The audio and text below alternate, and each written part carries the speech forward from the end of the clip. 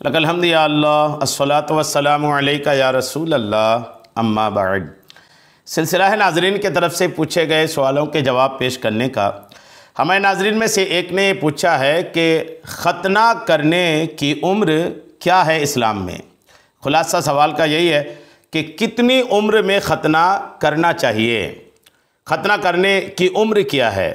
چونکہ عقیقہ میں کہا جاتا ہے کہ 7 دن یا 7 مہینہ یا 7 سال، 7 کے عدد کا لحاظ رکھے، تو کیا ختنہ کی بھی کوئی عمر ہے؟ اسلام نے کیا ختنہ کرنے کی بھی کوئی عمر متعین کیا ہے؟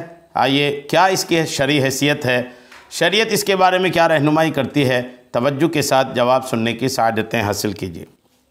یاد رکھیے گا کہ ختنہ شعائر اسلام میں ہے۔ شعائر اسلام یعنی اسلام کے جو شعار ہے، اسلام کے جو پہچان ہیں، ان میں الحمدللہ ختنہ کا بھی شمار ہوتا ہے۔ ختنہ شاعر اسلام میں سے ایک نفیس سنت عمل ہے جس کے ذریعے مسلم اور غیر مسلم کے مابین امتیاز ہو جاتا ہے۔ ختنہ کے ذریعے مسلم اور غیر مسلم میں فرق ہو جاتا ہے۔ ختنے کی کم از کم مدت 7 سال ہے۔ یاد رکھیں، کم سے کم ختنہ کی مدت 7 سال ہے۔ یعنی جب بچہ 7 سال کا ہو جائے تو سنت طریقہ یہ ہے کہ اس کا ختنہ کروایا جائے۔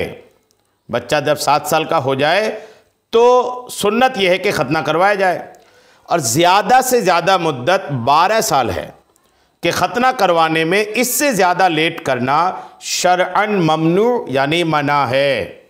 کم سے کم 7 سال، زیادہ سے زیادہ 12 سال، یعنی 7 سال کی عمر میں ختنہ کرنا سنت ہے۔ ایک بات یہ ہو گئی۔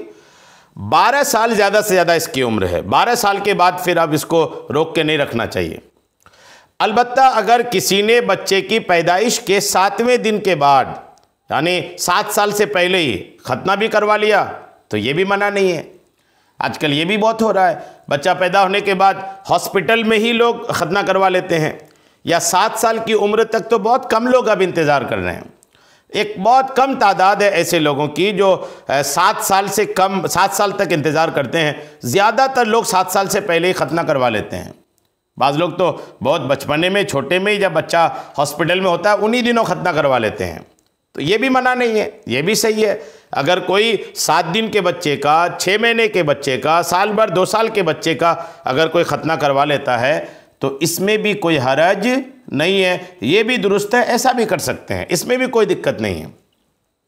بار شریعت میں لکھا ہے کہ ختنہ سنت ہے، اور یہ شعار اسلام میں ہے کہ مسلم اور غیر مسلم میں اس سے فرق ہو جاتا ہے، اسی لیے عرف عام میں اس کو مسلمانی بھی کہتے ہیں، ختنہ ہی کو مسلمانی بھی کہتے ہیں۔